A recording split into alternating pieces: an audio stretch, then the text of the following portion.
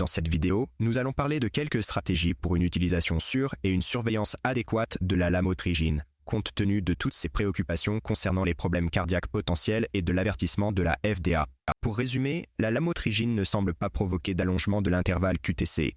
Elle a été rarement associée au syndrome de Brugada, à la mort cardiaque subite et à la mort subite inattendue en cas d'épilepsie, et elle est associée à un léger élargissement du QRS. Comment devez-vous donc envisager cette question pour vos patients?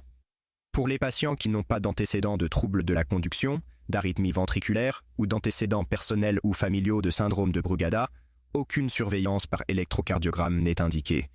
Il n'y a pas lieu de s'inquiéter d'une surveillance supplémentaire pour les patients qui ne présentent pas de facteurs de risque significatifs. Pour les patients ayant des antécédents de troubles de la conduction ou d'arythmie ventriculaire, il est probablement judicieux d'effectuer un électrocardiogramme de base et un électrocardiogramme de suivi une fois que le dosage à l'état d'équilibre est atteint, si vous êtes dans un environnement où cela est faisable. Le risque reste faible. Pour les patients présentant un bloc de branche connu ou des antécédents familiaux de syndrome de Brugada, il s'agit de deux situations où le risque est légèrement accru. Pour ces patients, je pourrais envisager un agent qui n'élargit pas du tout l'intervalle QRS, par exemple le valproate ou l'oxcarbazépine. Une mise en garde importante est que pour les patients ayant des antécédents connus de syndrome de Brugada, je pense que la lamotrigine est probablement contre-indiquée et je ne l'utiliserai pas chez ces patients.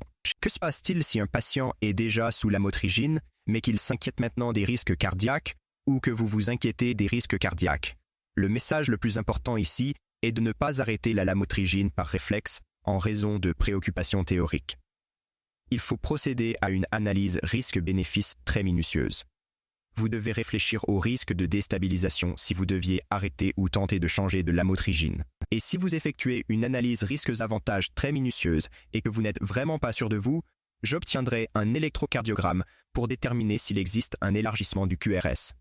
Si ce n'est pas le cas, et encore une fois, si le patient ne présente pas d'autres facteurs de risque importants, la meilleure solution est probablement de poursuivre le traitement à la lamotrigine. N'oubliez pas qu'il n'existe aucune preuve suggérant que la réduction de la dose de lamotrigine atténue le risque cardiaque. Il ne faut donc pas réduire la dose de quelqu'un par réflexe de sécurité, car il n'est pas certain que cela le protège davantage, et cela augmentera probablement le risque d'autres effets psychiatriques indésirables.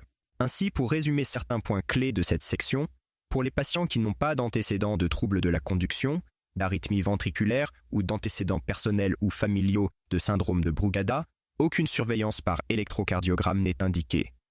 Pour les patients qui ont des antécédents de troubles de la conduction ou d'arythmie ventriculaire, il serait raisonnable de vérifier un électrocardiogramme de base et un électrocardiogramme de suivi une fois que l'état d'équilibre a été atteint, si cela est possible. Pour les patients présentant un bloc de branche connu ou des antécédents familiaux de syndrome de Brugada, il convient probablement d'être plus prudent.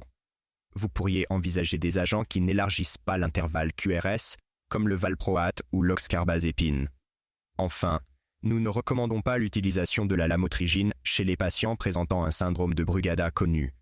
Cela doit être considéré comme une contre-indication.